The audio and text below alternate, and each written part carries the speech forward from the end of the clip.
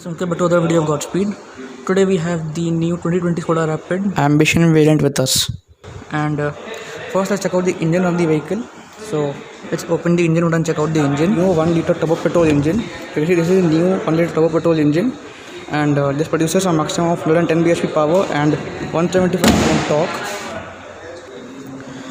So that said, the engine is quite powerful, and we'll do a drive review of the car soon. And this is how the car looks. This is one variant below the top end variant, and you can see over here you get your fog lights, and up over here are your headlamps with black and white finishing. Here's the turn indicator with DRLs and normal halogens over here. Now over here is your Skoda's family butterfly shaped grille with chrome surrounds, and in between the Skoda logo. Now there's no chrome strip in the below over here like the top end style variant. We have the style variant over here. This is the active variant, and you can see the difference in the front look. They look quite similar, nothing much to differentiate between. Over here is the hook to tow the vehicle, and here are your wipers. You can see here are your wipers. And talking about the wheels, so the size of the tire is 185 by 50 R16. So these are 16-inch alloys. Top end gets 17 inches with 55 section wheels. But this wheel also looks quite good, nothing to complain in this wheel also. And these are Goodyear tires. Over here is the ORVM with turn indicators, and this is the white color of the vehicle, as you can see. Now even on the side there is no chrome strip over here, and there is no chrome strip on the door handle either. There is no clear entry also, and overall from the side, other than that, everything remains the same. And up to the rear of the vehicle, this is how the car looks from the back, and everything is quite similar when compared to the top end style variant, except for the fact that the diffuser over here is painted in body color, whereas in the top end variant it is painted in black color. And there is no lip spoiler over here. This is Rapid badging. This is the Skoda badging, the Skoda logo. It's open the boot, so generous amount of boot space on offer. And the spare wheel is not an alloy as expected. This is a cost cutting tire, and the boot is decently sized. I can keep a lot of stuff over here. Let's close this for now. You can see here we got rear parking sensors, but there's no rear parking camera over here. That's something which is missing, a major feature which is missing. And rest from that, everything is quite good over here at the rear. And coming to the side profile of the car again, this is how the car looks. And this alloy also suits the vehicle, not very much, but it is quite acceptable. I'm getting into the rear seat of the car now. So you can see how wide the doors open, and you get dual tone color door with some leather fabric inserts over here. Control for your windows, chrome door handles, and door pockets. This is the maximum legroom on offer. That is the minimum legroom on offer. Let's sit over here with the maximum legroom on offer, and just listen to the door how it closes. So I hope you could listen to the thud the door makes while closing. Now the major difference over here is you get fabric seats in this and no leather seats. There are magazine holders, and once again the similar problem. There's a very huge transparent tunnel hump in between, and you can see the 12-volt charging socket. And here is a bottle holder. You can like this, and you get your own rear AC vents with chrome surrounds. And the leather seats actually are not that comfortable when compared to the these fabric seats are not as comfortable as the leather seats on the top end variant. You do get a center armrest, but again without any cup holders. And the quality of the seats, the fabric over here could have been improved. This is something I'm not very satisfied with. The quality of seats could have been better, because these leather are not up to market. Even though if you have to give leather, it could have been more better. And over here you can see there's a grab rail, again in plastic. And again, as said before, the plastic quality is decent enough, no complaints from that aspect. The legroom is decent, headroom is also quite good, and under support is just adequate, more than average. This is minimum legroom. Let's get over there. And getting over there is sort of an issue because of this transmission tunnel hump in between. Let's get over here with the minimum legroom on offer. And the seats are not as comfortable as the leather ones, but still they can hold you for long journeys, no problem from that part. And I've told you about everything about the rear of the vehicle in the style variant also. So now let's get to the front seats, and here's how the dashboard looks. And let's get over there. So this is the key of the vehicle. You get 3 buttons to lock, unlock, and open the boot of the vehicle. This is the flip key, and let's open the driver's side door. The door handle is really quite slim and feel good to hold. Now you can see get some fabric inserts over here. Controls for your windows are placed over here. Controls for your mirrors are over here. You can electrically fold them as well, like this. And here's the locking and unlocking of the front door. And from here you can open the boot of the vehicle. Now over here you get door pockets, and it is larger than the rear door pocket. And from here you can adjust the seats and all the adjustable seats. And now let's get inside. And once you're inside the front seats, you really won't feel some differences in the dashboard of the vehicle. Even over here you get a touchscreen infotainment system and automatic AC with display, but the armrest over here is in black color, and it is sort of fox leather. They get some space below over here to keep some stuff. And again over here same like this, it can be operated like this, and it feels really quite good to operate. And it can be adjusted to any position you want.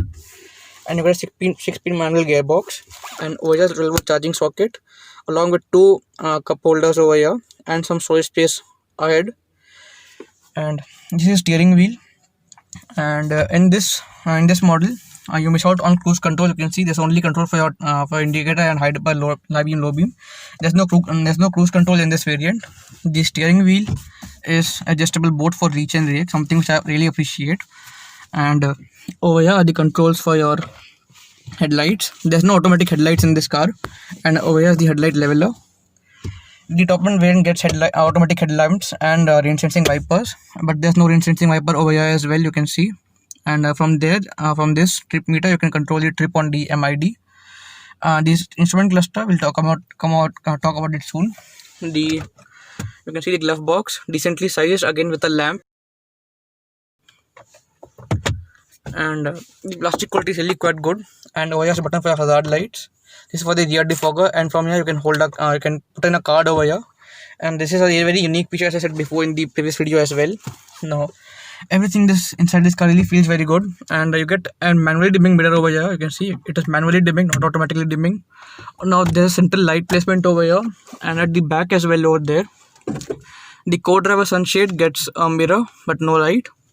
The driver sunshade gets only a ticket holder, the same as in the top end variant. You can see black chrome inserts around the gear lever.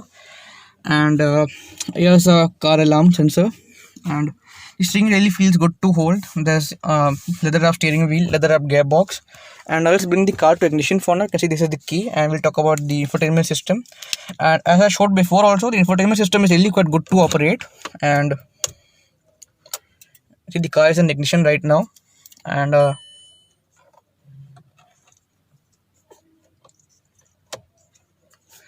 so let's turn on the infotainment system.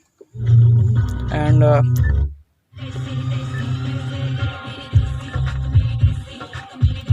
it's really quite good to operate, and it is quite smooth and sleek. And it obeys the command really very well. Let's play an audio track to test the audio quality once again.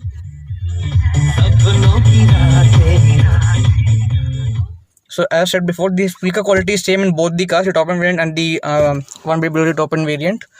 The speaker quality is really quite good, and even the bass and treble is all well taken care of. No complaints from that aspect. Now, as I said before, the dashboard is quite high, so you really won't be able to see the hood of the vehicle, not from here.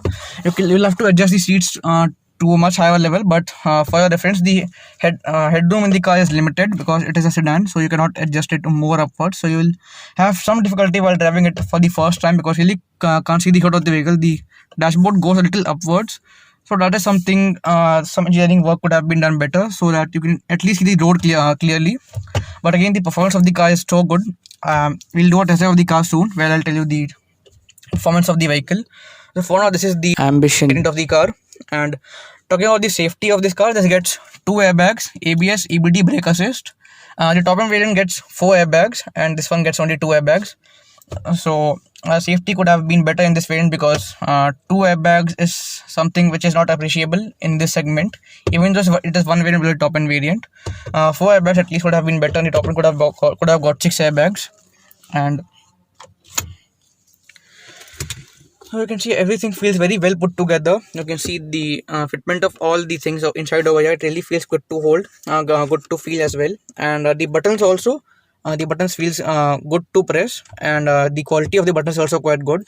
There's chromes around the AC vents as I showed you before. Here are the controls all related to your infotainment system, and the steering wheel is also leather wrapped, and it really feels very good to hold the steering wheel. And this is the instrument cluster. The floor panel, as I showed you before in the video as well, get a dead pedal, and your clutch, brake and accelerator are placed over here. And from here you can open the hood of the vehicle. This is the lever to open the hood of the vehicle, and this can be actually only opened when you have opened the door. If you can see, this will only be open if you have opened the door. Like if I show you, the door is opened, only then you can access this. So this is not a complaint, but I just thought I could have tell you this thing. And the ORVM offer good amount of visibility. If you can see, it offers good visibility at the back, and even the mirror is quite good, and the rear windshield has been decently sized, so you can easily see what's behind, and you can drive comfortably. You do not got automatic wipers also in this variant. So anyways, if you are ready to miss out on some minor features, this is one of the most value for money variant in this lineup, because even though Skoda Rapid is currently a very cheap car in the segment, and even in the cheap car segment, if you want to buy a value for money cheap variant, it is the style variant that you should opt, because you get alloy wheels, you get all the touchscreen system and all. But only thing you have to miss is automatic headlights, rain sensing wipers, a reverse parking camera, and a little bit on safety. But when safety is considered, the car is really very well put together, and really feels quite premium and sporty indeed. So that said, this was a review of the Skoda Rapid of the Ambition variant. Like, if you like the video, do the like button and subscribe to our channel, and also visit our website godspeed.in. I'll meet you soon in the next video. Goodbye.